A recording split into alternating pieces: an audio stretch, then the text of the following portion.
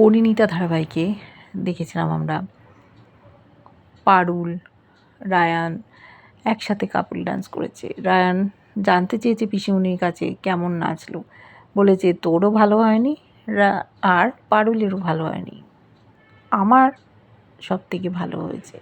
সবাই হাসাহাসি করছে, বুঝতে পারল না রায়ান কী ঘটে গেল। এদিকে রায়ানের মাকে গান করতে বলা হয়েছিল, কিন্তু সে গান করবে না। খুব রাগ তার শ্বশুরমশাইয়ের উপর। শিরিনের কাছে হেল্প চেয়েছে যাতে পারুলকে এই বাড়ি থেকে তাড়ানো যায়। এদিকে শিরিন আর ওর মা ব্যস্ত ওর বাবার আর পারুলের ডিএনএ টেস্ট নিয়ে। সেই টেস্টের রিপোর্ট এসছে 50% ম্যাচ। বুঝতে পারছে ওর বাবারই সন্তান পারুল, কিন্তু এ কথা জানতে দেওয়া যাবে না।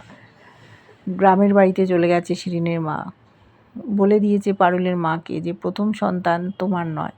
অবাক হয়ে গেছে পারুলের মা, জানলো কি করে এই ত্রিকালদর্শী সাধুনী।